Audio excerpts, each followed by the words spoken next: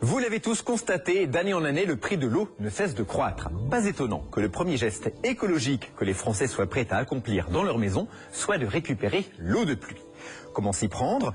Vous allez voir qu'il y a des systèmes très innovants pour récupérer cette eau afin de vous en servir dans tous vos usages quotidiens. Démonstration avec le reportage de Sophie Attard. À quelques kilomètres de Paris, une maison pavillonnaire chez Étienne et Frédéric. Jusqu'ici, rien de plus normal et pourtant cette maison n'est pas tout à fait comme les autres. Elle est équipée d'un système de récupération d'eau de pluie et autant dire que c'est plutôt économique. En 2005, sans la citerne, nous avions une facture de 354 € et là nous venons de recevoir la première facture de 2008 qui concerne un semestre et nous avons 32,16 €. Donc c'est très parlant, surtout pour notre porte-monnaie. Et oui, à 64 € par an, c'est une économie de 80% sur la facture d'eau. Lui, c'est Thierry Maton. Il a installé le système de récupération d'eau de pluie d'Étienne et Frédéric. Il nous explique comment ça marche. Donc l'eau de pluie qu'on voit tomber ici, c'est l'eau de pluie qui vient de la toiture. Elle vient des gouttières, elle descend, elle arrive dans le regard. Et après, elle reprend son chemin vers la cuve qui se trouve là-bas. Alors, le pluie qui vient du regard, qui s'écoule dans le tuyau, arrive bien par ce tuyau, se coude sur la mousse. Et on voit même déjà quelques feuilles qui viennent s'écouler, se mettre sur la mousse. Et on retire la mousse et on voit bien la silice en dessous qui continue à filtrer l'eau. La silice, ce sont tout simplement des galets de plage concassés. Donc le tuyau qui se trouve ici, qui est un petit peu en hauteur, sert à récupérer les eaux quand la cuve est pleine et ça repart vers un égout.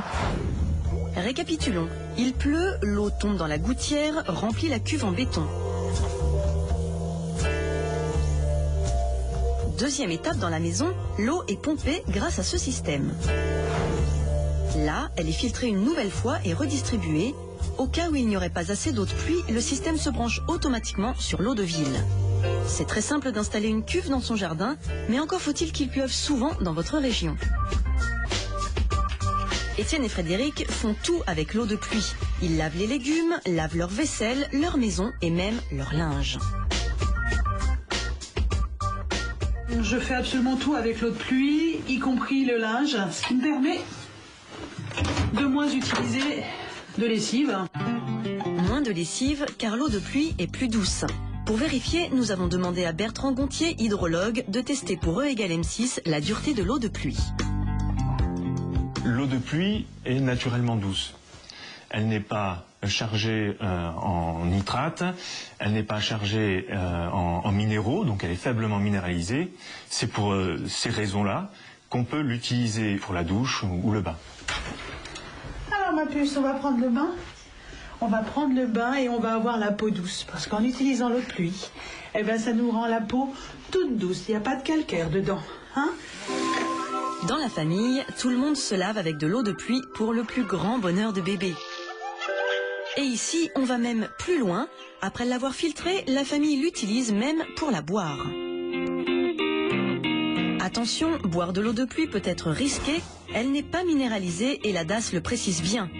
Les eaux de pluie collectées en aval des toitures ne peuvent pas être considérées comme des eaux potables.